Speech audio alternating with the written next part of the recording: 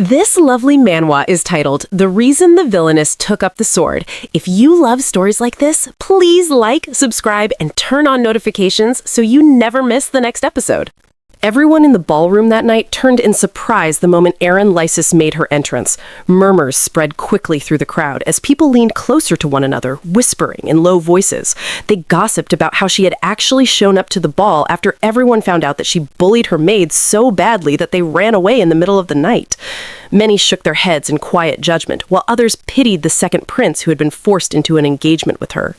Hearing all the cruel talk around her, Erin clenched her dress tightly in her hands, her fingers trembling as she struggled to keep her emotions under control. You must be wondering how everything got to this point. Well, Erin Lysus was known to the public as a notorious villainess. She was the eldest daughter of a marquise family, someone believed to indulge in cruelty and luxury. But the truth was very different. Erin was a victim. As a child, her stepmother maltreated her under the excuse of teaching her how to be a proper lady. "You're really useless," her stepmother would say, a cane always in her hand whenever Erin fell short while learning. Erin had many bruises all over her body, all in the name of perfect posture and a noble expression meant to please her father. She was treated so badly that she had no choice but to learn and become whatever they wanted her to be or look like. No one knew what went on behind closed doors since she was young. At some point, Erin began to wonder if everything happened because she was dull and pathetic, just like her stepmother always said. As she grew older, one day a servant called out to her lady, pleading with her to at least report to the Marquis what Madame had been doing to her. But Erin couldn't protect anyone, not even the maids who stayed by her side. Her fiancé, who was forced to marry her, was kind to her, making her wonder why. Even so, till the very end, he cared for her, and because of her, he also died. Everyone pointed their fingers at Erin, blaming her for the second prince's death, and for everyone else who died around her. "It's all your fault. They died because they stayed by your side." These were the words she kept hearing, words that made her believe she was truly worthless. She began to believe that it was all because of her. In the end, her stepmother sent someone to kill her, and passed along a message that her family would soon join her. That was how Erin died. But Erin's life did not end there. She was reincarnated into the modern era in South Korea, carrying the memories of her past life as Erin Lysus. She worked in a cafe, and Second Life, as expected, was supposed to be better, but it was not different from her past. Her parents found her bothersome and mostly left her alone, and she in turn kept her distance from them. She was reincarnated again for the third time, her memories still intact. This time, she was reborn into a knight's family. She lived as a genius swordsman and reached the rank of Swordmaster, yet she still did not understand why her life kept repeating. All she knew was that no matter how she died, she was always reborn with the memories of her past lives. But this time was different. A knight fighting monsters was almost killed when Erin suddenly appeared. She slayed the bear fearlessly and ordered the knight to go help the others. Erin Lysus, the foolish girl who once couldn't protect anyone, who was abused by her stepmother and murdered in her first life, had now returned with the memories of a swordmaster. She did not know why she had returned again as Erin Lysus, but this time she was determined to not live like the pathetic girl she once was. At Athens Academy, the only academy in the empire attended by commoners, nobles, royalty from other nations, and even the imperial family, a truly elite institution, Erin arrived in her carriage and stepped out confidently. As she looked at the academy building, she thought to herself, finally, realizing that she had truly returned. A few days ago, she had returned to the past. At first, she did not realize she had returned as Erin Lysus. When she looked around, monsters were attacking, and Sarah asked her to hide behind her. Erin wondered why Sarah was there. Not only Sarah, but her lady addressed her as Lady Erin. Based on everything happening around her, she knew something strange had happened.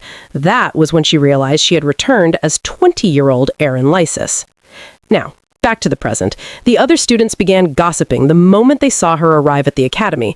They whispered about her extravagant carriage and how she was dressed as if she were attending a ball. They added that they were sure she had come only because of the second prince and hoped they wouldn't be in the same class as her. Sarah, hearing the gossip, asked sadly if Erin was going to be all right. Erin already knew people had always disliked her, but this time, the academy students seemed to despise her even more. The first reason was that she, who had always been known as someone who knew nothing about the sword, had been transferred to the Knight Division. The second reason was her engagement to the second prince, Ferdinando. The engagement was not her choice, but everyone believed she had threatened to kill herself if she was not engaged to Ferdinando. They disliked her even more for stealing Lady Ashley's lover and labeled her a villainess. She stained the honor of the knights, shattered the bond between two lovers, and seized the title of the second prince's fiancé. Of course they would hate her, Erin thought. Erin told Sarah not to worry about her and to return to the Marquis's estate. Sarah was worried and asked if she would really be all right on her own. Erin grabbed her hands and told her she would be fine and that she should head back. That was how Erin parted ways with her caring maid, Sarah. All the rumors people believed about her were fabricated by her stepmother, but Erin felt there was no need to reveal the truth to anyone. She already knew what would happen to the people she loved if she dared to speak up. That was why she had to handle everything on her own. This was her burden to bear. Erin changed out of her dress and into the academy's uniform. As she did, she thought to herself that it had been a long time. She carefully wrapped the wounds on her body because her stepmother had whipped her right up until the moment she left for the academy. The faint aches spreading across her body were proof of it, all the handiwork of Corellia, her stepmother. As she put on her coat, Erin wondered why Corellia whipped her so viciously when she had already planned to kill her. She remembered the words of the assassin who had taken her life. "Madam said not to worry. Your family will soon be joining you." Those words continued to trouble her. Erin's family had a long and proud history of producing knights for the Empire. Her father never became a swordmaster, but he was a high-ranking knight. Her younger brother, Carron, was learning swordsmanship to carry on the family legacy. Yet Erin had died, and that same family had been pushed to the brink of ruin all because of a single person. Back then, Erin did not understand it, but now she believed someone must have been backing her stepmother. What confused her most was who that person could be. Just then, Erin remembered that someone was supposed to meet her. She knew it was her younger brother, Carron. As expected, he was already there. "Are you out of your mind?" he yelled, asking why she had joined the Knight Division when she could barely move without a carriage. How was she supposed to train like that? Erin walked past him, thinking to herself that his temper had not changed at all. It was the same argument as before. When she reached the door, she turned around knowing he would stop her, and of course he did. He grabbed her hand tightly. "Everyone already hates you," he shouted angrily. "Did you really have to transfer to the Knight Division and make everything worse?" Erin thought to herself that Carron had every right to be angry. He had always been a student in the swordsmanship department, someone who dreamed of becoming a knight. Of course, he must have felt insulted by her presence, and at the moment, he was probably embarrassed that she was here. Back then, Erin had been shocked when her brother told her to her face that he was embarrassed by her. But right now, she was only confused, wondering how things had ended up like this. As children, Carron and Erin were very close and loved each other deeply. He used to follow her around everywhere, but now he did not even want her near him. Seeing her stay quiet, Carron grew confused. "I don't know what you're thinking, but you can't meet the second prince like this, no matter how hard you try." His words left her confused. "The second prince?" Erin asked. Carron replied that the second prince was the reason she was here in the first place, so there was no way they would meet since they were in different classes. He explained that everyone was gathered today for the swordsmanship evaluation, but that it was only for today. "So give up and go back to your original class," he advised. As Carron spoke, he suddenly grabbed her hand after noticing the wound on it. Erin immediately pulled away, leaving him shocked. He asked why she hadn't said she was hurt. Erin did not say a single word. Instead, she turned away and asked calmly if he was done talking and if she could leave. Carron was stunned. Erin reminded him that she had class to attend, and with that, she walked away, leaving Carron standing there, completely confused. The swordsmanship department of Athens Academy was a place many people called the Empire's last stronghold. It's where knights were trained to defend the front lines from the ever-growing threat of monsters. The advanced class was even dispatched to subjugate monsters, and Ferdinando had been sent on a mission by order of the Emperor. The moment Erin opened the door to her class and stepped inside, everyone turned to look at her. Whispers filled the room as students talked about how shameless she was to actually show up. They wondered how she would even be able to hold a sword with that arm. Erin's eyes widened in shock when she saw Ferdinando sitting by the window. He was someone who had never returned before she died, the one who always worried whether she had eaten, the one she thought she would never see again. "He's alive," Erin said softly, as relief washed over her as their eyes met. One of the boys, Derek Adelon, complained about Duke Lysus's demands being ridiculous. Duke Lysus was one of the families that protected the front lines during monster blockades.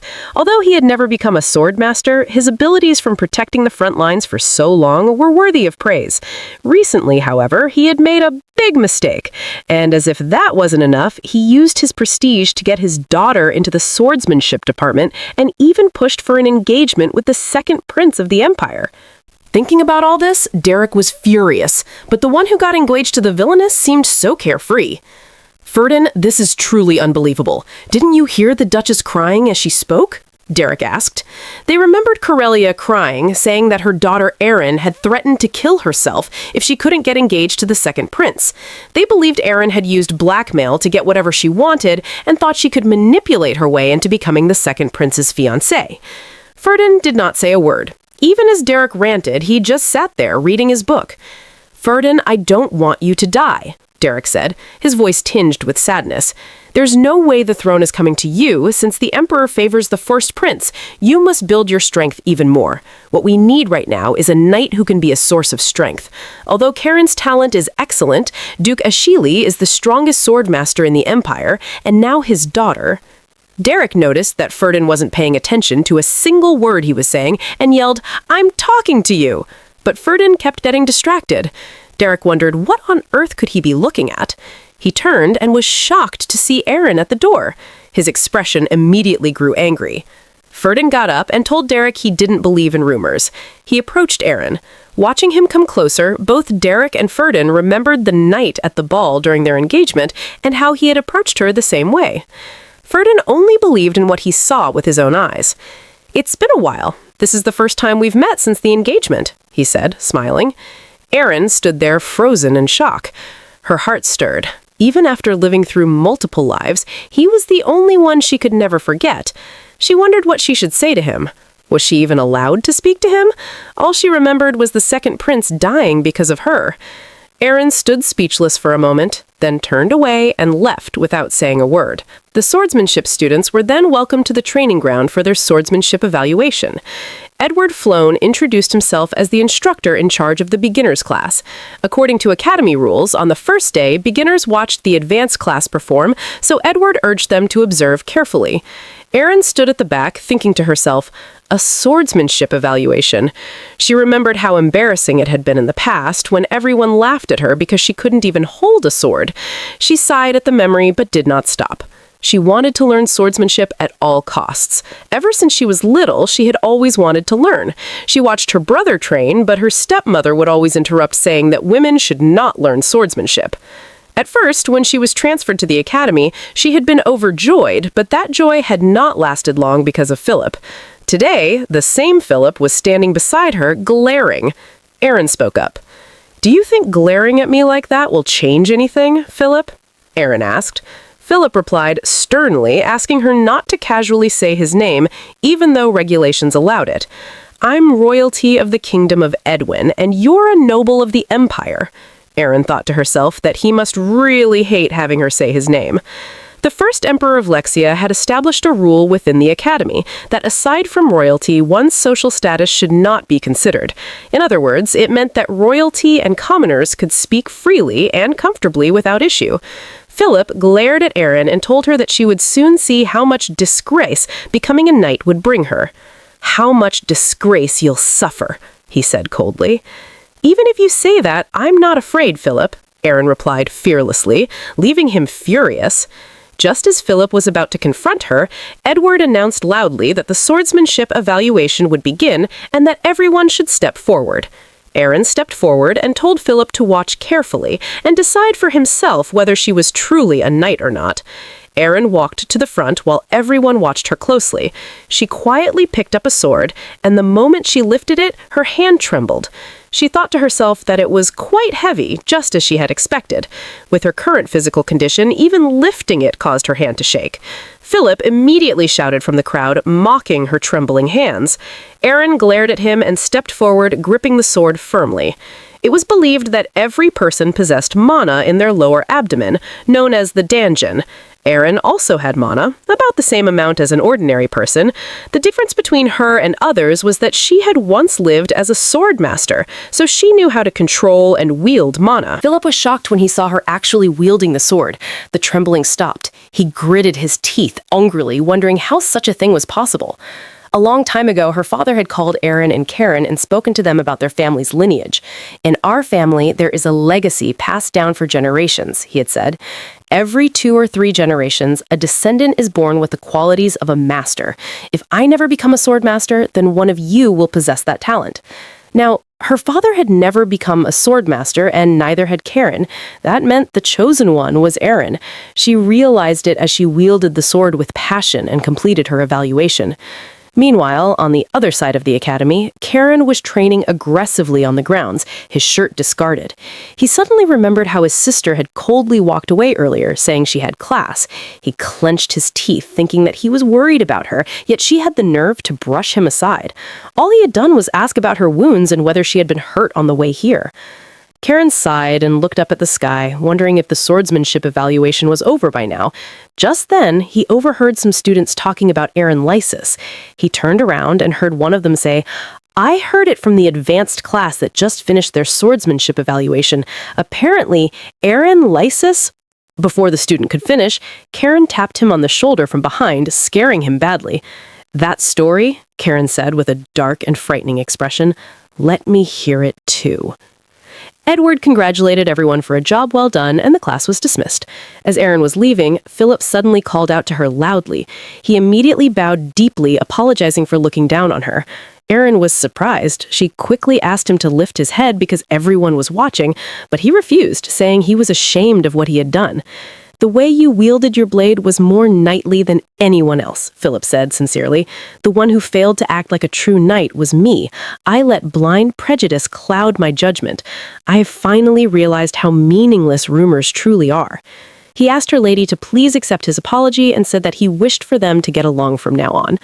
Erin was too shocked to speak at first, but then she realized that it made sense. Things had changed from how they used to be. Even the way some of the students looked at her had changed. It was different from before. If that was the case, then Ferdinando's fate would change too, right? She thought this as she looked in Ferdinando's direction, and he was looking at her as well.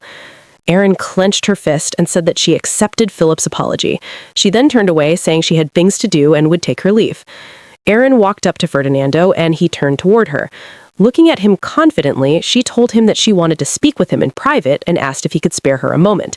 The two of them went to a quiet place inside the building. Erin thanked him for making time to speak with her. She looked away and said that the reason she asked to see him was because, before she could continue, he told her that he had all the time she needed. That response surprised her. Ferdinando gently took her hand and noticed the bandage stained with blood. Without a word, he wrapped it carefully with his handkerchief and told her to visit the infirmary once they were done talking.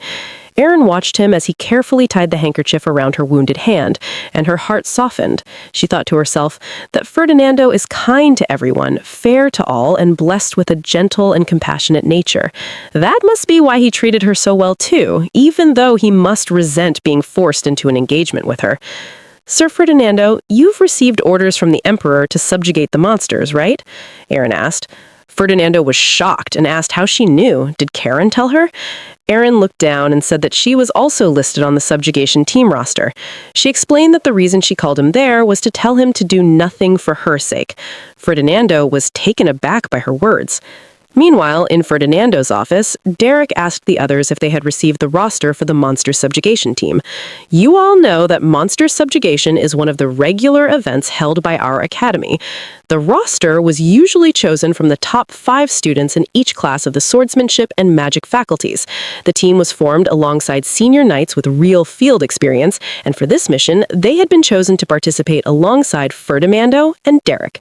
The boys looked at Derek strangely as he announced this.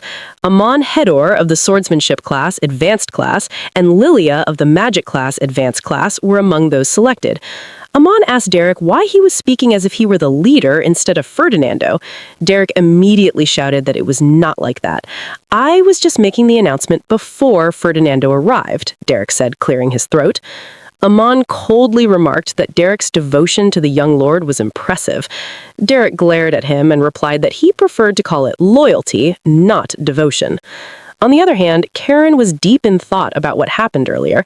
He still found it hard to believe.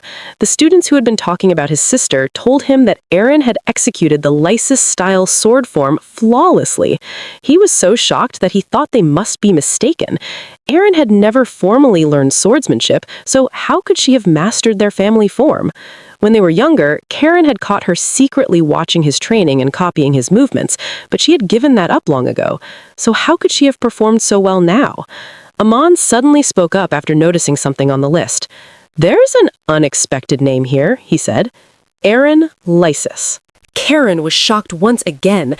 The Marquis would surely be pleased to see siblings standing by side in such a prestigious monster subjugation, Amon added. Carron shouted angrily that his sister's participation was absurd. She had only recently transferred to the swordsmanship faculty, and these subjugations were meant only for the top scorers. Amon stayed quiet for a moment, then turned to Derek and asked what he thought of Erin, since he had been in the class earlier that day. Derek shouted that Amon should have been there himself. He then cleared his throat and admitted that he never thought he would say this, but her sword form had been flawless. Carron was shocked once again. He clenched his fist and said that no matter how good she was, he still refused to let his sister take part in the monster subjugation.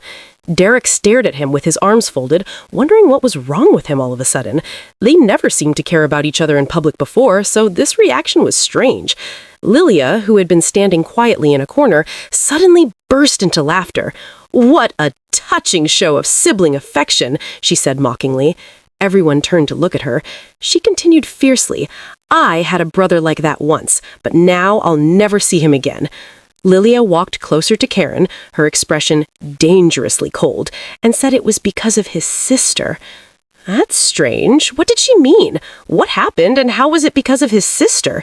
"That's enough, Corellia. That's just a rumor," Carron said sharply, defending Erin with an intense gaze. Lilia smiled and asked if he had just called it a rumor. She questioned whether he was truly saying that the story about his sister killing her brother was only a rumor. If it really was a rumor, then why did everyone believe it to be true? Her voice rose as she shouted. The room fell silent as everyone watched the confrontation. Lilia tapped Carron on the shoulder and said she did not care whether his sister joined the monster hunt or not, but if she comes with us, don't expect any cooperation from me. She said coldly, a smirk on her lips. "It takes a great deal of effort to make sure my magic doesn't accidentally hit her." Just then, the door opened. Everyone turned to see Ferdinando walk in, his expression troubled. Derek commented that he had arrived sooner than expected, but Ferdinando said nothing. He removed his coat and sat down on the sofa in silence. Seeing this, Derek assumed that Erin Lysus must have caused some trouble. He decided to ask what Erin had said. Ferdinando suddenly remembered their conversation. He sighed deeply and told the group that it seemed Erin Lysus would be joining the monster subjugation hunt. Everyone was left in shock. When Erin got to her room, she sat on the bed tiredly and mumbled that she was exhausted, even though she had not done anything yet. She thought to herself that in her past life and in this one, it was a foregone conclusion that she would take part in the monster hunt because it was an imperial decree. In her past life, the Emperor had made it mandatory for her to participate since the Lysus family had gone out of their way to transfer her into the swordsmanship department. Ferdinando had tried to protest to the Emperor, but he was ignored. In the end, the hunting party, including Erin, set off. During that hunt, Carron lost an arm, and Ferdinando lost his former lover, Princess Ashili, because he chose to save Erin instead of Ashili. Because of that choice, Ferdinando had to face the wrath of Duke Ashili, and his position began to weaken in earnest. But in this life, none of that would happen, Erin thought firmly to herself. The hunting party would depart in 1 month, and until then, Erin decided to increase her stamina and strengthen her mana core as much as possible. Just then, the door opened aggressively. When Erin turned around, she saw Carron. "You!" he shouted angrily. His eyes suddenly landed on the blood seeping through the bandage on her hand. He clenched his teeth and yelled, asking why her hand was worse than before and why she was going on the monster hunt. He shouted about whether she had gone crazy and demanded to know why she had used the family swordsmanship technique during the swordsmanship evaluation. All of this played out in Carron's imagination. He could not bring himself to say any of it out loud, so he forced himself to calm down, leaving Erin confused about what was wrong. Carron finally told her that he had heard she was participating in the monster hunt and asked if she even understood what that meant. She could actually die. Erin stood up and told him calmly that she knew. It was an imperial decree, and it was not something their father or Ferdinando could stop. She walked toward the door, telling him she was going to leave. "How can you be so calm about this?" Carron asked. He added, asking if she even knew what a monster hunt truly meant. "Lilia is aiming at you to get revenge for her brother, and not only that, you'll be with people who don't think highly of you, and you still want to go?" he shouted. Carron was so annoying. Didn't he understand that it was a royal decree and not something Erin could refuse? After a long moment of silence, Erin told him that she knew everything. Carron was left completely shocked. 1 month later, it was the departure day for the monster hunt. Everyone got ready with their horses. As Erin prepared, she thought to herself about Corellia's brother. He had once been her attendant, but it was not long before he died. At the sight of her brother's body, a furious Lilia devoted herself fully to magic training in order to avenge him. Just as Erin was about to climb onto her horse, she noticed Lilia standing behind her. The team began their journey as the sun slowly started to set. From behind, Derek watched Erin and Carron. He thought to himself that their combination was strange. It was already weird enough that they were close at all. Carron kept bothering his sister, asking if she was not sore at all. He demanded to know since when she had learned how to ride a horse and questioned what she had been doing behind his back, yelling as usual. Derek knew he could not ignore Lilia's silence. He knew exactly what her smiles meant. He had thought something would happen just before they departed, especially because of how Lilia had stood behind Erin. Thankfully, she stepped back at the last moment. On top of that, Lady Ashili was also coming along. "This is turning into some kind of soap opera," Derek sighed. He told Ferdinando, who was riding beside him, that he was sure this monster subjugation mission would not be easy and that he was concerned. He told Ferdinando that once the subjugation was over, he really needed to seriously think about his engagement. Those who are loyal to him would officially become his knights, and by then, the first prince would have already built his own forces to oppose him. With the emperor backing the prince, it would be a disadvantage to keep Erin Lysus by his side. Ferdinando would be forced to spend his time stopping internal division instead of fighting. Ferdinando remained quiet. When he finally spoke, he asked if Derek had actually seen Erin Lysus cause trouble. Derek was about to say of course, but suddenly remembered that it was all just rumors. He had heard things from one person or another, but none of them had actually seen her do any of the things people claimed. His expression darkened as he told Derek that he had not seen it himself. One of the knights announced that there was a clearing ahead and that they would make camp there for the night. Everyone stopped and followed the order. Erin got down from her horse and watched as the sun started to set. Ferdinando asked Derek quietly if the so-called rumors turned out to be lies, who would compensate for that? Derek sighed and said that was too big of a leap. He also warned him not to say things like that in front of Lilia, since everyone knew she disliked Erin more than anything. Erin took charge of preparing her meal. Carron was surprised at her. He had not known she could cook, since all she had ever done was attend lady etiquette lessons. Erin handed Carron a portion of her food, and when he tasted it, he was shocked that it actually tasted good. He looked at his sister and thought to himself that she had changed so much that he no longer understood her. The sister he knew as a child had been like a flower, and no one disliked flowers. He never once thought he would grow to dislike her. Everything changed a few years later when their stepmother entered their lives. Erin began spending time with her. Whenever Carron tried to follow or ask for her attention, she would push him away. That was how they slowly grew apart. He kept trying to get close to her, but she remained distant. He cried often because of it. One day, their stepmother saw him crying and asked why. He told her how his sister had changed so much that even the servants were speaking badly about her. Their stepmother hugged him and said Erin was just having a change of heart and was keeping her distance for now, but she would soon return to her old self. Until then, she said she would cherish Erin in her own way. There was nothing Carron could do. Carron and Erin sat together and ate their meal. Suddenly, Carron spoke sadly and asked how life in the swordsmanship faculty had been. Erin replied that it had been fine. He asked if she had any trouble with her classes, and she told him not really. They both went quiet for a moment. Erin suddenly smiled. Carron turned to her and asked why she was smiling. She replied, "I was just thinking about how long it's been since we sat like this, and how strange it feels for you to call me sis." Carron remembered how his sister used to smile when they were children. He turned away, acting grumpy, and said, "It was no big deal. I was just calling her what she was." Just then, Amon approached them with an apple in his hand. He commented that the food seemed to be going down well. Then he added sharply, "Laughing so casually in front of the one who tried to kill you, Lilia?" He asked Erin if she was oblivious or if she simply did not care. Carron stood up immediately and asked Amon if he was trying to pick a fight. "They say you shouldn't bother even a dog when it's eating," Carron said fiercely, asking if he thought he was worse than a dog. Amon pulled back angrily and told him that was enough. He slowly drew his sword, but at that moment, Ferdin appeared and told him to stop with a cold expression.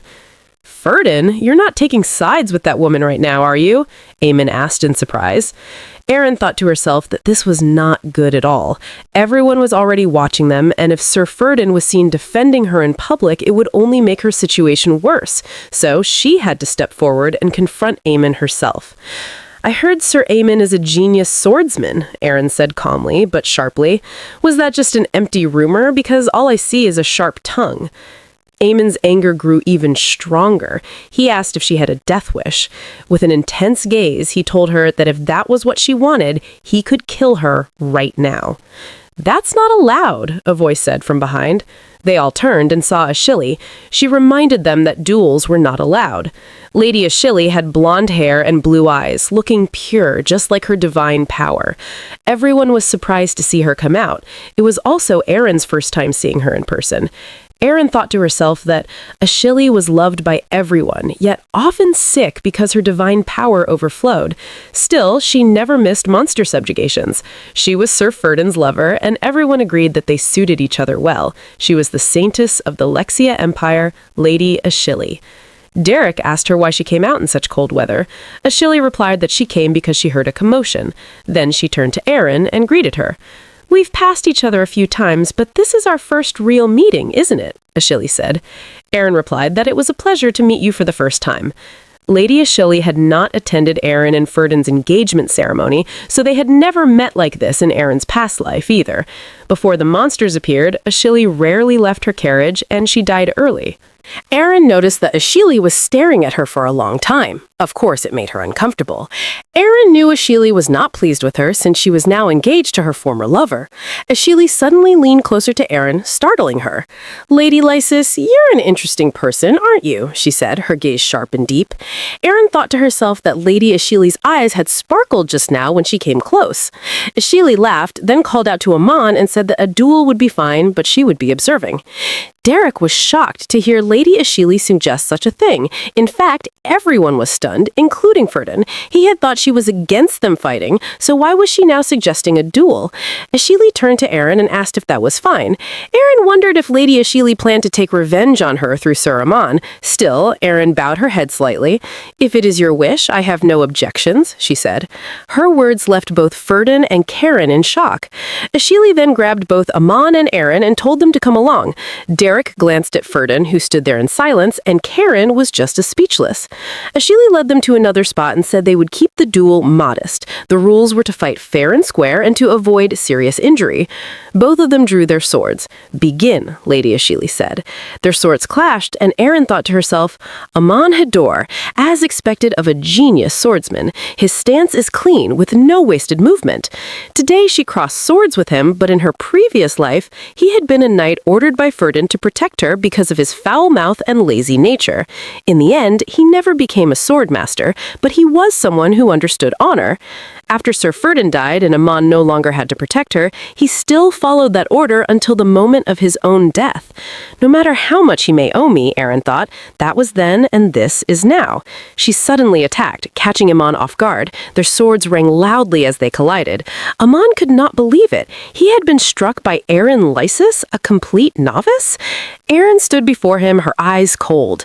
"It seems you still haven't come to your senses," she said calmly. "That's fine. You'll come to your senses if you keep getting hit," Erin added with a laugh. Amon was completely confused. Who is she, he thought. At that moment, it became clear. Erin Lysus was no longer the same person. Erin kept her word and struck him again and again before finally pulling back her sword. "I lost. I was defeated by Erin Lysus," Amon said as he lay on the ground. Ashili called out that the duel was over. When Erin looked at her, she was surprised. Ashili did not look shocked at all. It was clear she had already expected this outcome. It didn't seem like she had planned this duel to take revenge. Amon asked how Erin could fight like that when she had only recently taken up the sword. He said you knew nothing about swordsmanship or a knight's honor, so how could she have such skill? Amon was still talking when Erin suddenly shoved him aside and slashed down a monster that had crept up behind him. Only then did Amon understand why she had pushed him. They were surrounded. Erin cut down the closest monsters one after another as more began closing in. Amon stood frozen in shock. They had never sensed this coming, yet now monsters were everywhere. They decided to run. Amon held Lady Ashili tightly, but her body was too weak to keep moving. She suddenly fell to the ground, clutching her chest in pain. A monster rushed in from behind her, but Erin struck it down at once. Her sword cut cleanly through it, and the monster collapsed to the ground. Amon told Erin that Lady Ashili was having a seizure. Erin quickly observed their surroundings. There were far too many monsters, and if she tried to carry Lady Ashili, she would not be able to move fast enough. Amon told Erin to run with them to a place where they could hide, and she did. They hid and watched as monsters appeared in large numbers of all kinds and sizes. "It's not completely safe, but we can catch our breath for now," Amon said, and they sat down. Erin thought to herself that the monsters were appearing earlier than expected, and most of them were mid-tier or even higher. She wondered if this had something to do with her return from the past. Amon moved closer to her and asked her to turn around and show him her back. She stared at him with suspicion, but he shouted that he only wanted to check her wound. He said he had noticed she was hurt earlier while saving him. Erin then realized it. Amon told her that it was a spot she could not easily treat on her own, so he would help her. Erin took off the top part of her clothes halfway, and Amon applied medicine to her back. She asked him why Lady Ashili suddenly had a seizure earlier. He explained that her body held a great amount of divine power, so it happened often. This time, the foul energy of the monsters may have triggered it. As Amon continued applying the medicine, Erin could not help thinking how uncomfortable the situation felt. Amon suddenly spoke again. He said that when he was a child, Erin wondered why he was suddenly bringing up something so personal. "I once followed my father into the underground prison," Amon said. "Perhaps he thought I was lazy and wanted to teach me a lesson, to show me the weight of committing a crime. I'm not sure.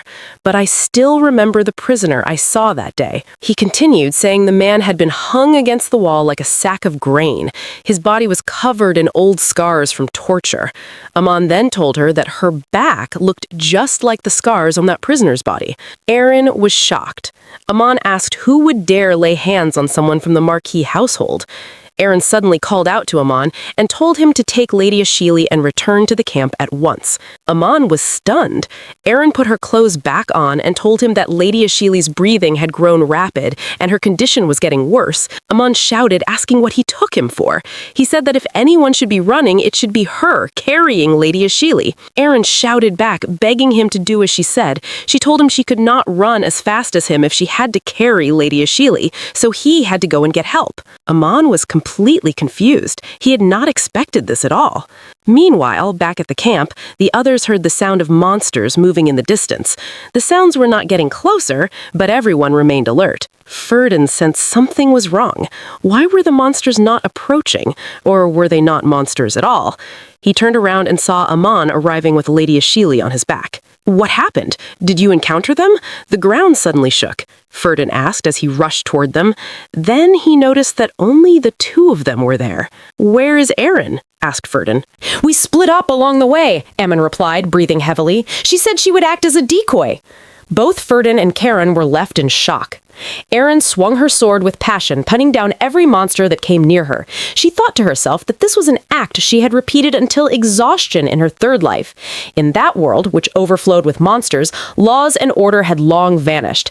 Killing hordes of monsters was not a choice, it was a necessity. In that life, she had reached the peak of the sword, the mastery known as a swordmaster.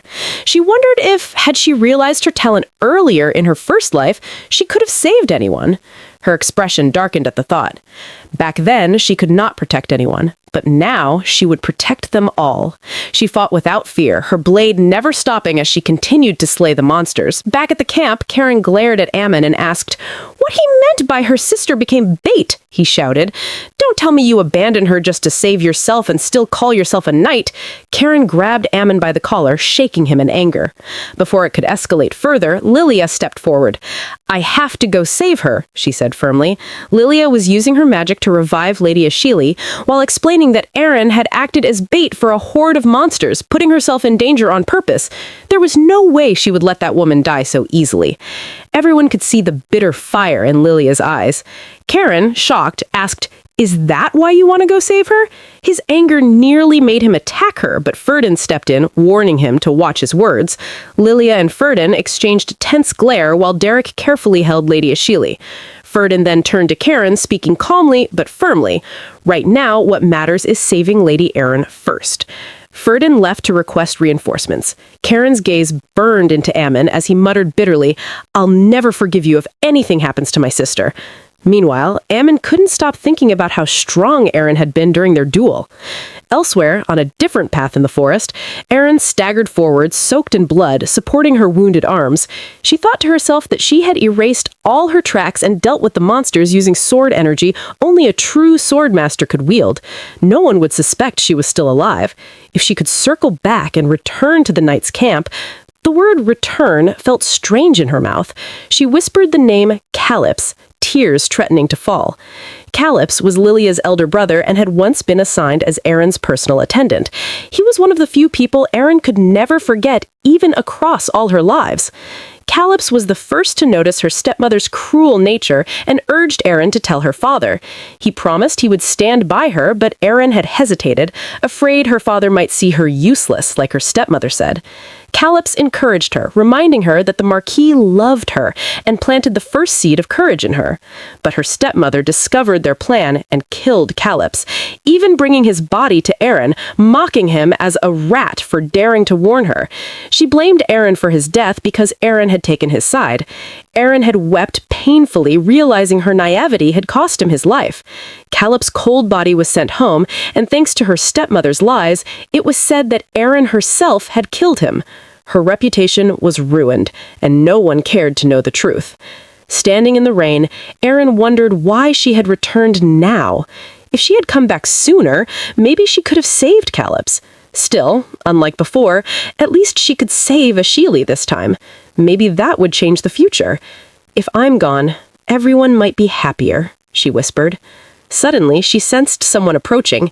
She looked up to see Ferdin running toward her, worry etched on his face. Tears welled in her eyes. Why him, of all people? Ferdin reached her as she began to faint. Meanwhile, in the Marquisate of Lysus, Erin's stepmother stood in her room sipping wine and looking out the window, completely unbothered. A few days later, at the Marquis Lysus residence, knights stood stationed around the estate, prepared to fend off any enemy intruders. It was a grand display of power, reflecting the Marquis's achievements on the front line and his distinguished status in the empire. But someone else benefited from this power, wealth, and honor. Marchioness Corellia Lysus. In her room, wearing a high-quality dress, she held a rose and smiled as Raymond stood behind her. "It's already been more than a decade since my second marriage with Marquis Lysus," she said. She rang a bell, and servants appeared instantly to serve her. "I think I've grown too attached to the role of Marchioness. I might even feel some regret if I had to return to my original role," she added, grinning coldly. Raymond asked if she truly wanted to return, but she replied that she was hiding any sign of swordsmanship with black magic. It didn't suit the role of a Marchioness. A few decades ago, when Corellia was very young, she stood before His Majesty. He praised her extraordinary talent, saying she was even stronger than Marquis Lysus. She politely apologized, but His Majesty yelled, "I called you because I need your strength. There aren't many swordsmasters in the Empire, only 3. Across the entire continent, there are no more than 10. His Majesty asked her to help stop the chaos caused by these swordsmasters, warning that once he resigned, he wouldn't be able to act as he wished. Dame Corellia listened carefully and promised to do as he said. Although it had been a long time since then, His Majesty had always desired to acquire the Marquisate of Lysus, a family known for producing swordsmasters. So Corellia had been hiding her identity for many years. Meanwhile, the legacy of the Marquisate had been torn apart and ruined by its younger generation. Everything had gone according to plan since the Marquis had been stranded on the front line, rarely returning home. But recently, she received a letter. The subjugation party from Athens Academy, sent to deal with a monster outbreak, had completed the mission with the help of a passing swordsmaster, and all members returned safely. Are you telling me all my plans were ruined by a passing swordsmaster? Marchioness Corellia exclaimed, her expression cold and furious. She read the letter again, unable to believe it. She angrily grabbed a white ceramic vase and threw it across the room. It shattered into pieces. All my plans ruined, and everyone survived, all because of some swordsmaster? She seethed with disbelief. I love this! It's obvious Erin had secretly conquered all the monsters and saved everyone without anyone knowing. The maid entered the room looking confused, saying she heard a noise and asking to be pardoned for intruding. The Marchioness smiled gently and said her hands had slipped, then asked her to please clean it up. The maid immediately took over, asking if her lady was hurt anywhere, while Raymond watched calmly as the Marchioness replied that she was fine. As soon as the maid finished cleaning, she asked to excuse herself. The Marchioness smiled in response, but the moment the maid left, her expression turned cold. Raymond, do you think this makes sense? She asked. He replied that the message they received yesterday was indeed strange. There were not many swordmasters on the continent, yet one just happened to pass by at that exact moment in the forest. Princess Ashili should have been dead in this subjugation, the Marchioness shouted angrily. She said she wanted Duke Ashili to abandon Ferdin Lysus, and because of this plan, she even went as far as forcing Erin to get engaged to the second prince. And all of it gets ruined by a passing swordmaster, she yelled, completely losing her mind as she pulled at her hair. Raymond immediately held her hand, warning her she would get into trouble if she smashed anything else. She glared at him, and he stared back firmly without backing down. She slammed her fist on the table and said she heard that Erin had wielded a sword at Atan's Academy, and she needed to confirm whether what Sir Reckon claimed was true. Her lady still remembered the first day she met Erin. The little girl had been so happy and had even asked if she could call her mother. She glared at her then, thinking coldly that she was not her mother. Her eyes blinked with pure innocence, her face soft and flower-like, clearly the image of a child born into a good family. Then one day, as she was passing by, she saw Erin secretly practicing how her brother wielded a sword. Erin's stance had been very good, yet the little girl shook her head, thinking she had not done it well. At that moment, the Marchioness was shocked and could not help but think that the child possessed the skill of a swordmaster. She punished Erin harshly, to the point where Erin begged through tears, saying she was wrong for doing such a thing. That was when her lady thought to herself that she must destroy her, because a swordmaster needs strong muscles, and Erin already had talent far beyond Marquis Lysus's legacy. That was also when the incident with Erin's personal servant happened. Callips was not afraid to speak directly to her face, telling her she was wrong and that she should fear God. You will not be forgiven, he added. At that moment, Corellia could not believe that even a mere servant dared to lecture her like that. That is why she erased him from the surface of the earth. It broke Erin completely, and in the end, she felt it was not a bad choice at all. There's not much time left to act. Now that His Majesty has begun to move, the plan cannot go wrong from here. her lady said as she let go of Raymond's grasp. She turned to him and ordered him to go to Atan's and confirm whether Erin truly used a sword. Walking toward the window, she continued, saying that even if Erin were to learn swordsmanship with broken bones, at best she should only reach the level of a senior knight, but if it turned out that she truly wielded a sword, then it would be acceptable if her wrist were broken due to an accident. Her lady glanced at Raymond through the glass, calling him by name and asking if she was right. Raymond did not say a word. At the same time, in Erin's room, she was lying on the bed while Carron sat beside her. Her fingers and hand were wrapped in bandages. Suddenly, her eyes opened and she woke up. "Sis, are you awake?" Carron jumped up in panic. Erin slowly sat up and asked why she was here, but Carron gently pushed her back, telling her to lie down, explaining that she was in her academy room. She was surprised and thought to herself that she must have been unconscious for quite a while. Looking at her hands, she instantly realized she had been changed into new clothes and properly taken care of. She wondered who could have done that. She turned her head when she heard Carron groan angrily. He suddenly raised his voice, asking if she had lost her mind. Erin felt like her ears would burst as he kept scolding her, saying she almost got herself killed by acting as bait. Carron stopped shouting when he realized she had just woken up and still needed to rest. His expression softened, and he calmly told her that he was not angry, just that... Meanwhile, Erin was studying his face. It was clear to her that he was not the one who changed her clothes. If he had been, he would have asked about the scars all over her body first. Just then, she noticed that Karen's arms were fine. This time, things had not gone like before. She reached out and touched his arms, feeling relieved that they were unharmed. Seeing the relief on her sister's face, Karen's eyes became teary. He gently pushed her hands away and demanded to know why she would do something like that in the first place. "You almost got yourself killed! From now on, don't ever do that again," he warned. He added that if things ever reached that point again, she should run and save herself. Erin was stunned. She thought she had seen tears in his eyes, but he suddenly turned away. She convinced herself it must have been her imagination and slowly got out of the bed. Carron panicked and told her to lie back down, but she complained that she was thirsty. He told her to wait there and rushed out to get water for her. As he poured water into a cup, he told her that it was a good thing she woke up while Ferdin was not there. Erin was confused. "Don't joke around," she said. "I'm not joking," he replied. Erin was shocked. She found it strange that Lord Ferdin would visit her room. Suddenly, memories rushed back. How he had run to her in the forest, held her in his arms, and begged her to wake up. She remembered calling his name and how he pleaded with her to speak. She had begged him not to be like that with her. She had begged him not to be so kind.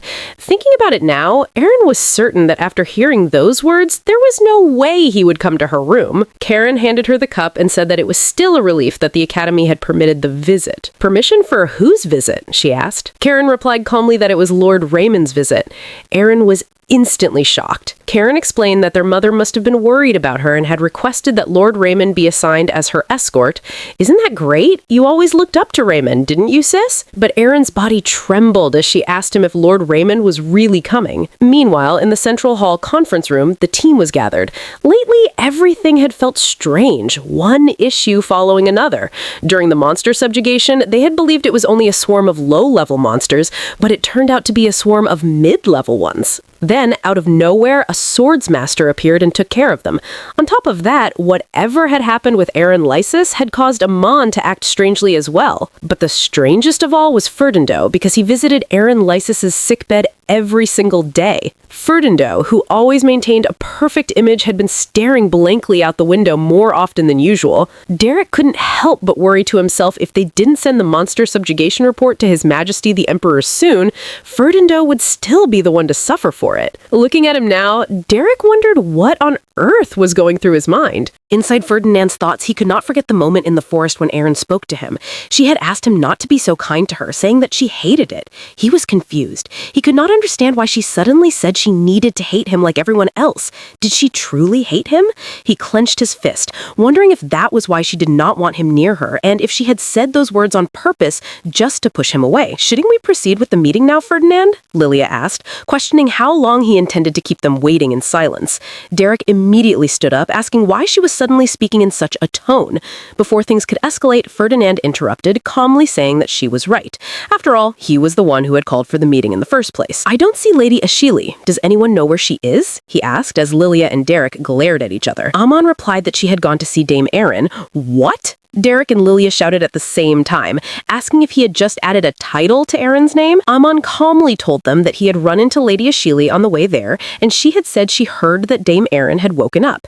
She had also told him to proceed with the meeting without her. Derek complained that she must be ignoring them. Ferdinand, on the other hand, was surprised to hear that Erin had woken up and quietly thanked goodness that she was awake. Lilia glared and said it seems that they had all grown close to her. She admitted that getting along is a good thing, but it was absurd that they still had not reported the situation to His Majesty the Emperor, especially how strange it was that the monsters in the northern forest were mid-level. But I suppose it's a fine thing to rejoice that a murderer is awake, free of such worries, Lilia added with a mocking smile. Amon frowned and told her that she had gone too far. She turned on him sharply, yelling that he had no right to say such things after suddenly switching sides and trying to put her in her place. She added that he must have grown close to Erin after facing just one crisis together. And you, Lord Ferdinand, you're no different, she added angrily. Lilia stood up, saying that they were her colleagues, not Erin. The room fell completely silent. Standing there, Lilia realized she had become too emotional and had not meant to say all of that. Though she slowly sat back down, her voice softer, and admitted that she had gotten carried away. She said that she only meant that the report was the one thing they should truly be worried about. Then, she asked if they had not noticed the message the Academy received. Duke Ashili is scheduled to visit Atanz as a special guest instructor. Lilia called out to Ferdinand, saying that Duke Ashili, the father of his former lover, was coming. In Erin's room, she was completely flustered by the fact that Lady Ashili had come to see her. The two of them sat across from each other, and the Duchess kept smiling warmly. Erin looked away, wondering why the Duchess had come to visit her in the first place. I heard from Amon that you offered yourself as a decoy for us, Ashili said with a smile, adding that she came to thank her. Erin replied that she did not need to go through all that trouble, though she thought to herself that the Duchess's presence was making her feel strangely uncomfortable. Ashili stood up and said that anyone who deserved thanks should be thanked. She then moved closer and sat beside Erin, gently asking if there was anywhere that hurt. I healed the wounds you got from the monsters with divine power, but I left the other injuries to heal on their own, Ashili explained. Her expression suddenly darkened as she added that she was also the one who had helped change Erin's clothes. Erin glanced at her, and Ashili immediately brightened with a smile, assuring her that she had not told anyone about the scars and never would. Ashili calmly held Erin's hand and said she did not know what Erin's circumstances were, but it seemed clear that she did not want anyone to know. Erin looked up and quietly asked, "Don't you hate me?" Ashili was shocked and suddenly panicked, loudly asking why she ever would. Erin felt like her eardrums were about to burst from the sudden shout. "You were in a relationship with Lord Ferdinand, weren't you? Because of me, you two broke up. Of course I thought you hated me," Erin explained. Ashili finally understood. She told Erin that it was true they had been in a relationship, but it was not true that she hated her. Erin was confused. Ashili looked sad as she apologized, saying she could not explain everything right now because of certain circumstances. Erin wondered what kind of circumstances she was talking about. "But one thing I can tell you for sure," Ashili said gently, holding Erin's hand, "is that I don't hate you, Lady Lysus." She smiled softly and asked how she could ever hate the person who saved her life. Ashili then asked if she could call Erin by her name. Erin was shocked. Had she just been called a lifesaver? Erin thought to herself that she did not deserve such a title. She had never properly protected anyone before. That was why she was so flustered when the Duchess entered her room, because she was facing her alive, a person she had never gotten the chance to meet in her previous life. Ashili was clearly happy. She pulled Erin along excitedly, saying she would come to visit often. "Please take good care of me from now on, Knight Erin," Ashili said cheerfully. Erin glanced at her in surprise, then suddenly smiled and said she would. After spending such an unexpected amount of time together, Erin realized she could not miss her classes. She decided to attend the afternoon session. However, as soon as she arrived, Amon approached her and addressed her formally, asking whether she should not be resting instead. Once again, Erin found herself in an unexpected situation. Everyone around them began murmuring after hearing Sir Amon call Erin a knight. They wondered what on earth was going on for him to address her so formally. Erin was just as shocked as they were. She turned her head and looked around, checking if the sun had risen from the west or something. Amon asked what she was doing. She replied that she was checking to see if the sun had risen from the west. He asked if it had. She replied that it was the same as always. "That's not the point," Erin said. "Why are you here? You're from the advanced class, so what are you doing with the beginners?" she asked curiously as he picked up a sword. Amon replied calmly that he had moved to the beginner class. Erin was stunned and asked what he meant. In the swordsmanship department, one must carry out a mission given by the emperor in order to advance to the next level, according to the academy's tradition. The missions vary and are extremely dangerous, including monster subjugation, duels with veteran knights, and more. Amon had received one of the most difficult missions among them and was promoted to the advanced class only after immense struggle. Looking at him now, Erin wondered why he would go through such trouble again just to be promoted once more. "I moved because I wanted to. There's no need to make such a face," Amon said, adding that he realized he was lacking. Amon fell into a flashback of how Erin had fought the monsters and told him to go with Lady Ashili while she stayed behind to buy time until reinforcements arrived. That memory played in his mind again and again. Amon told her sadly that leaving someone behind was a terrible feeling, and that in that moment he had been completely weak. "And yet, despite being weak, I had the audacity to tell you that you didn't know honor. That was such an arrogant thing to say," Amon continued. His words left Erin completely speechless. He added that in truth, he was the one filled with arrogance. He told her that he wanted to apologize. He also said that since it seemed she did not want to talk about what happened, he would keep what he saw a secret. "But just one thing," Amon said. "When you're fully healed, could you duel with me?" As Erin looked into his eyes, she understood the meaning behind that gaze. It was the look of a knight who longed to grow stronger, who wished to protect someone, and who was willing to die for them. Erin knew that when a knight looked at another knight like that, refusal was impossible. "I don't mind. We can duel right now," she replied. Amon asked if she was sure about that. Erin firmly told him not to go easy on her just because she was a patient, because she would not go easy on him either. Amon smiled as he watched her walk away, saying that would not happen. Meanwhile, on the other side, Raymond had just arrived at the academy. "All right then," he said seriously. "Shall we go see Lady Erin?" Walking out of the dorm, Raymond thought to himself that the dorm head said Erin went to the training grounds. He froze immediately when he noticed someone approaching. Staying in the shadows at the corner, he saw it was Duke Ashili, one of the 3 sword masters in the Empire. Wherever he passed, piles of monster corpses were left behind. Commander of the Empire's elite First Knight Order, a man who had reached the pinnacle of the sword, the idol and role model of all knights. The Duke's assistant explained how the monsters the students had encountered were high-ranked and how a passing swordmaster had taken care of them. Ronald Ashili, of course, found this surprising. Raymond stayed hidden, thinking he had heard Duke Ashili had been assigned to investigate the monster subjugation, but he had not expected to run into him here. "Don't talk nonsense. A swordmaster suddenly appeared and wiped them out?" Ronald asked coldly, leaving his subordinates shocked. Raymond peeked from his hiding spot, hearing the Duke scold him, told the knight if he even dared speak lightly of a master, he should know what truly means to be a swordmaster. He had not yet reached that level. Mana coats shimmered around the Duke as he spoke, and his knights couldn't help but think how impressive it was to witness. He quickly bowed and apologized, saying he understood. The Duke angrily walked away, then suddenly stopped when he noticed Raymond at the corner. Raymond bowed immediately. Ronald wondered if his aura had overwhelmed him. Judging by his appearance, he could tell this was not an academy student, but someone familiar. His subordinate whispered, "The young man in front of us is Raymond of House Lysus." "From the Lloyd household?" Ronald asked, staring back at Raymond. He thought to himself, the Marquis only usually brings Sir Reckon around, so he might not remember this one, but it seems Lloyd valued him too. "My apologies for the late greetings, Duke Ashili," Raymond said politely. "It's been a while." Ronald said nothing, only staring, thinking that he had heard this one was also a high-ranking knight like Sir Reckon, but his surface-level skill was still far from that level. Ronald turned away, asking his subordinate where Erin Lysus was. She was at the training grounds. He nodded and said they should head there. Raymond was surprised, thinking that the Duke had made him look invisible and was going to see Erin for the investigation. He wondered why, since Duke Ashili only cared about people with real talent for the sword. Being judged like that didn't feel pleasant at all. Meanwhile, at the training grounds, everyone had gathered, including the Council of Monster Subjugation. Carron was wondering what on earth was going on. Erin and Amon were already fighting fiercely in front of everyone. Why were they suddenly dueling? Carron was surprised at Erin's composure, while Sir Amon was clearly struggling. Immediately, Erin saw Amon moving toward her with his sword. She knew instantly that she needed to dodge to the side.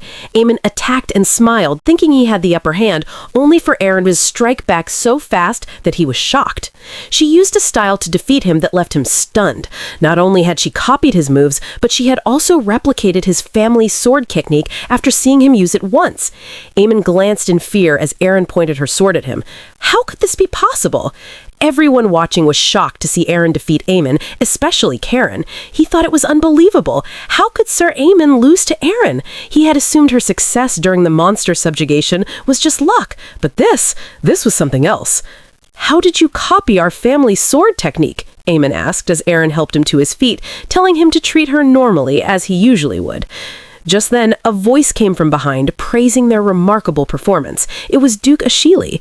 They were all surprised. Erin glanced at him and couldn't believe he had arrived so early.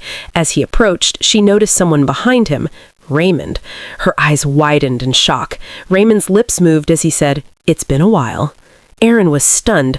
Sir Raymond had been someone she had relied on in the past, back in House Lysus, when she thought she had no allies. He had been like an oasis in the desert, standing by her side. She would have probably trusted him until the end. Raymond approached, saying he had come because he heard she had been injured during the monster subjugation, but seeing her now, it seemed it hadn't been that serious.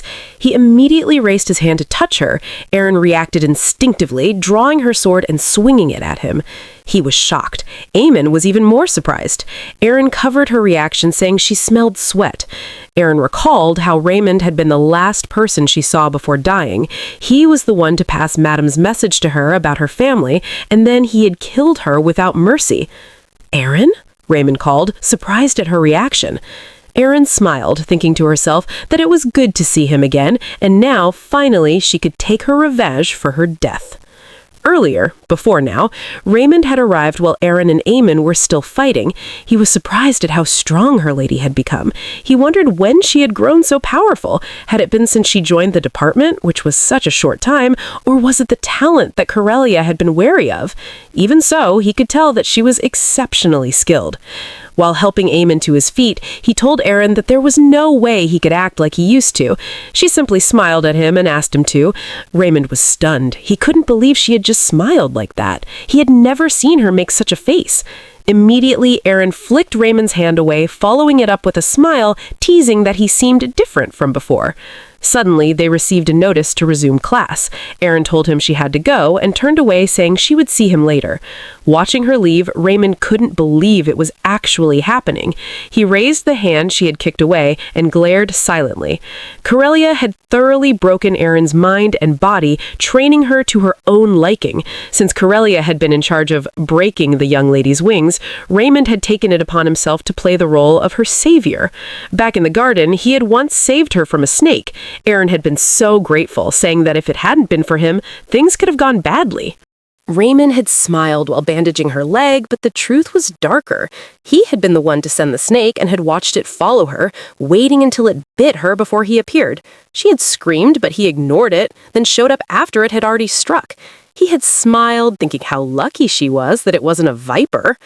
In the Marquis's residence, with no escape, Erin had become a complete outcast, crushed by sudden abuse. The innocent young lady, knowing nothing, had clung to the faint warmth he offered and held on to even the smallest glimmer of hope. When he grabbed her hand, she had fallen into his arms, and he had complained about her getting lighter, scolding her to eat properly. He warned that if she entered the swordsmanship department in that state, she wouldn't even be able to lift a wooden sword. Raymond had watched her transform from despair to finding even the smallest glimmer of light, and it had been so amusing back then. And yet now, she cast him aside. Raymond clenched his fist, thinking to himself that he would just have to remind her who her savior really was.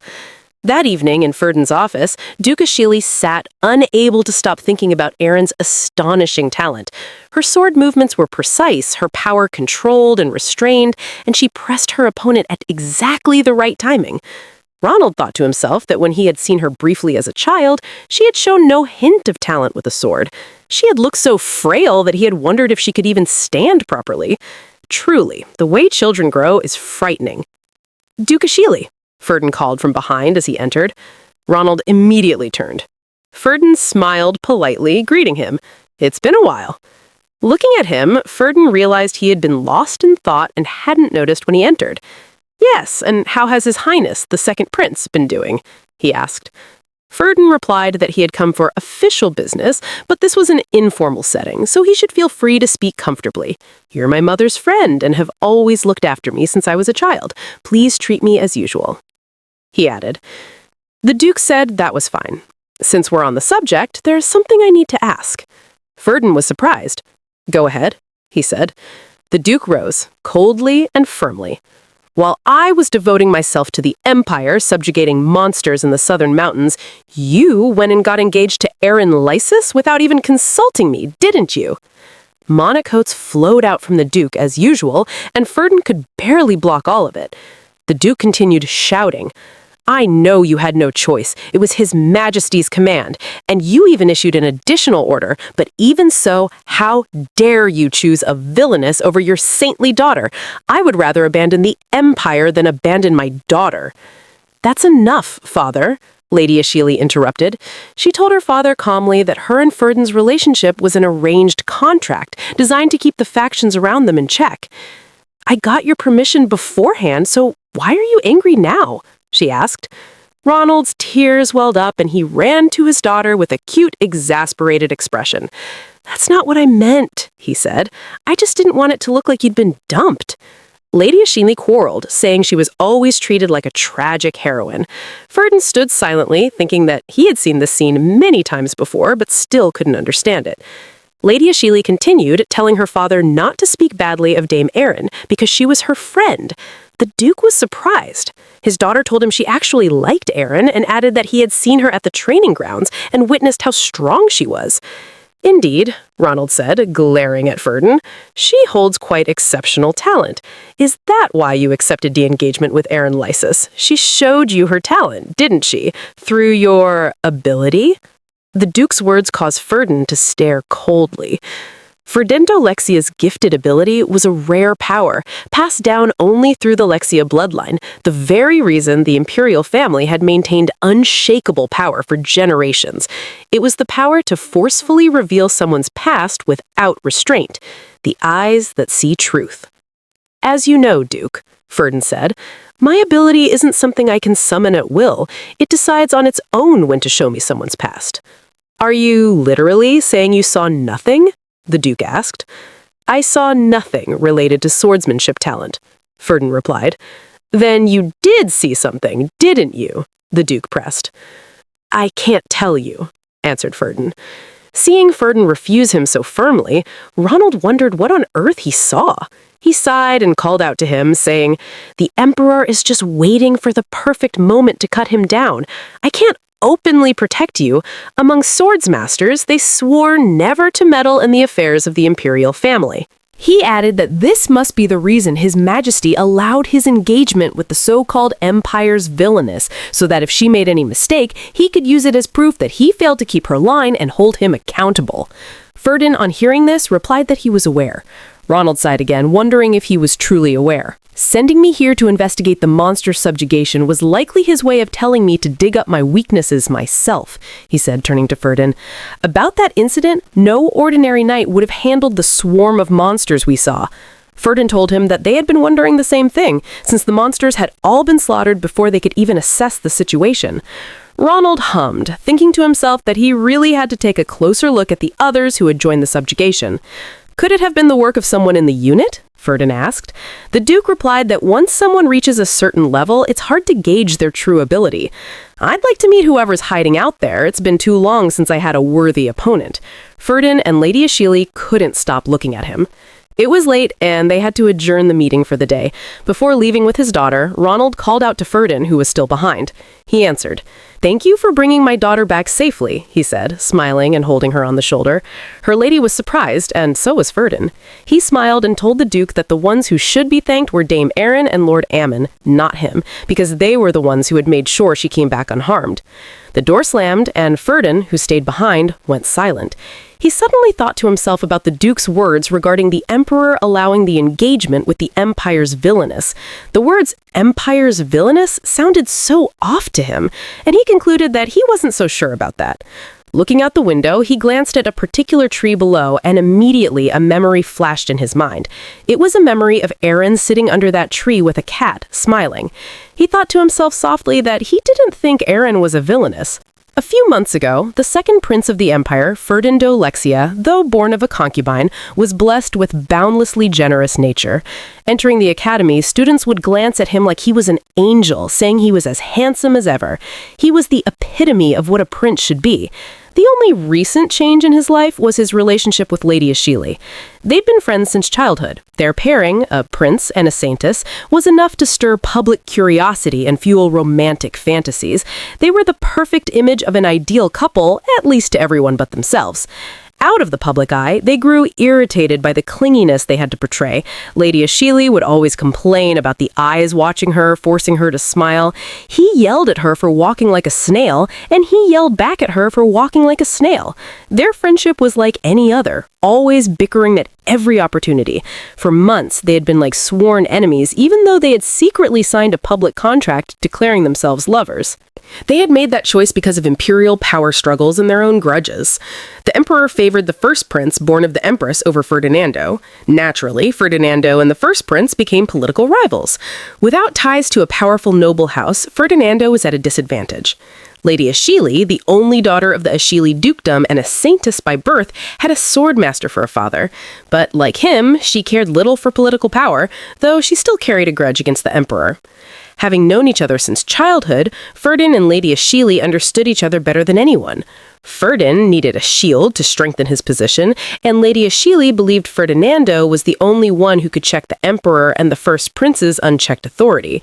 So they chose a contract romance. Lady Ashili sat tiredly on the couch, saying she knew what she had signed up for, but it was exhausting. It's bad enough pretending to be sweet in public to maintain my image as a saintess, but I have to play the doting lover on top of that, she complained. Ferdin, standing, told her to say the word, anything, and he would cancel the contract for her. Ashili asked if he thought he would survive after canceling it. He sat down, exhausted, and asked, "What if you end up losing your life? Getting involved with me has already put you in danger." "Please," she said confidently, "people die eventually, with or without you. I didn't sign this contract to save your life. I made the best choice I could to save the empire." Ferdin couldn't help but smile at how saint-like she was. She told him he should think more about himself, mentioning that she had heard rumors of his engagement underway with Dame Lysus.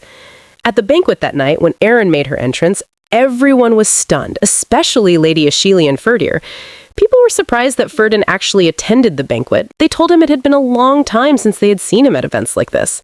Ferdin explained that he hadn't been able to come due to academic activities. "But is the story true?" someone asked, referring to his engagement.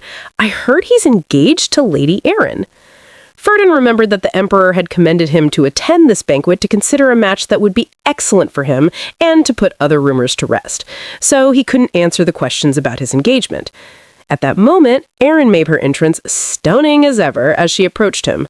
On seeing them together, everyone concluded and murmured among themselves that the engagement rumors must be true for this wicked woman to show up at the banquet.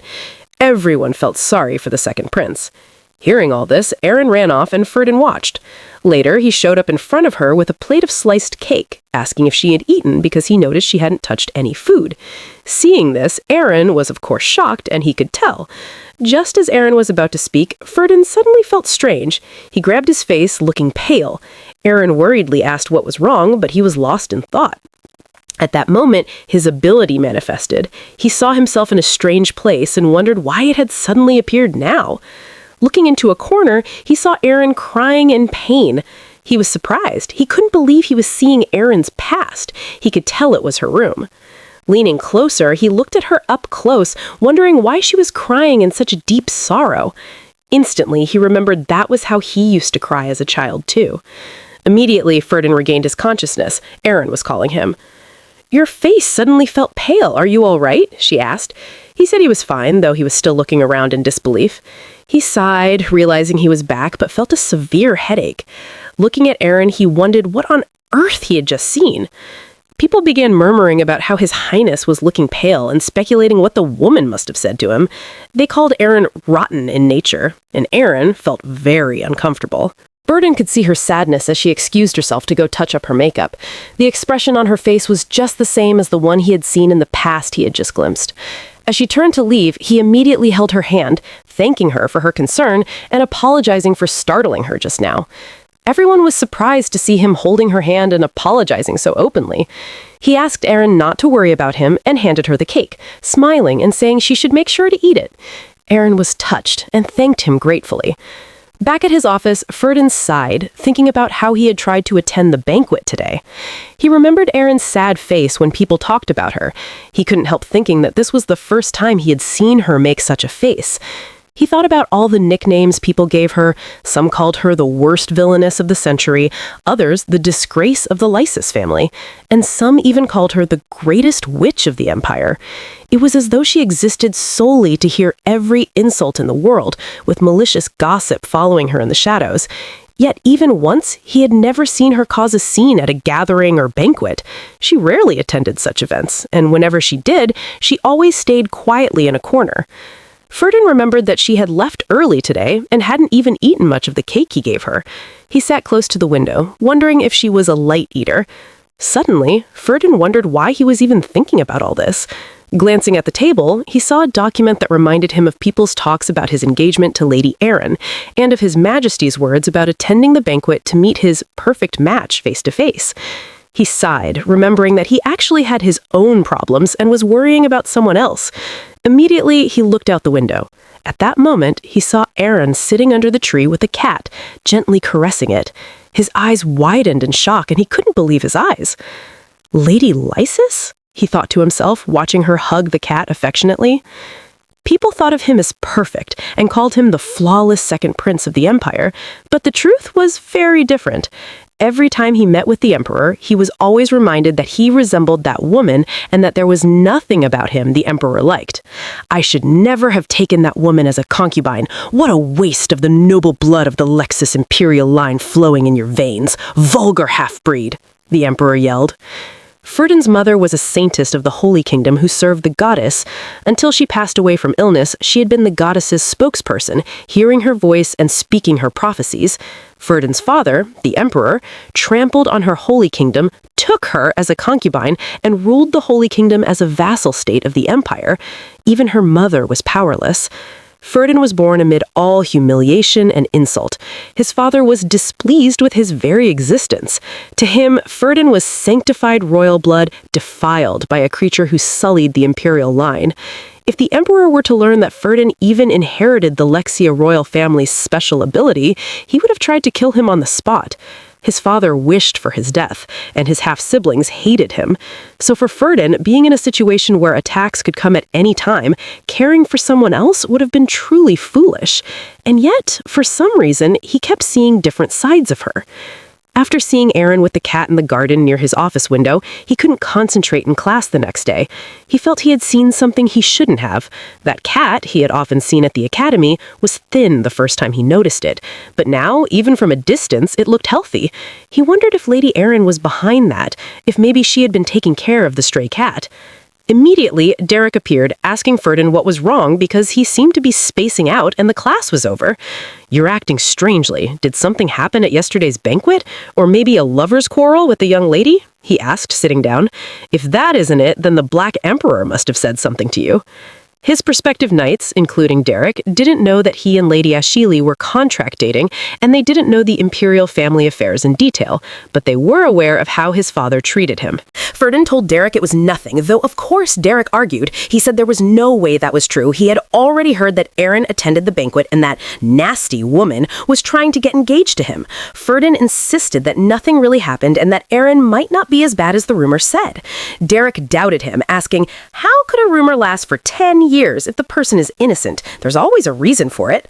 Ferdin refused to believe it. He thought to himself that he couldn't because today marked the 8th time he had seen unexpected sides of her. The first was that she fed a cat every morning, afternoon, and evening. That's 3 times a day. The place she fed it was behind his old dormitory, a place students in the new dorm barely visited. It was perfect for her to visit in secret, and he hardly ever saw anyone around, so her trips remained a secret, one only Ferdin knew. One of those days, he received a letter from the Imperial Palace. When he read it, as usual, his expression changed. He crumpled it angrily and sat by the window. Days repeated themselves, and he wondered when it would end and what lay at the end. He and the cat were always in the same situation, waiting for her. That day, she came late at night, running. She met the cat as usual and gave it food, apologizing for running late. She explained that she had almost run into someone on the way, but promised to stay longer with it. Ferdin watched as usual, and for some reason, her presence allowed him to breathe a little easier. Suddenly, it started raining. Ferdin took an umbrella and headed to meet her in the rain. He froze when he saw her crying. Her smile had disappeared because she had lost the cat. That night, it began raining, and Ferdin woke up to the sound of thunder. He thought of the cat first. When he looked out, he saw Erin with the cat standing in the middle of the rain. He rushed down immediately, umbrella in hand, but when he reached the spot, they were gone. He followed the tracks, but by the time he found her, it was already too late, and there was nothing he could do. 1 month later, his life returned to normal. The habit of staring out the window disappeared, and he never saw Dame Erin after that day. It was only natural, since Erin and he weren't in the same division. If she hadn't come to the side of his dorm, they would never have crossed paths. Then the rumors about him being engaged to Erin Lysus began spreading again, and he could hear the students whispering about it. They even pitied him for getting engaged to a murderer who killed Lilia's brother. Immediately, a brick fell on the student who was calling Erin a murderer. He looked up angrily and saw Derek and Ferdin. They were shocked. The student didn't know the people he was gossiping about were nearby. He ran off apologizing while Derek called out for him to come pick up his books, but they were already gone. Derek cursed at them for being cowards, praising Ferdin to his face while gossiping about his life in private.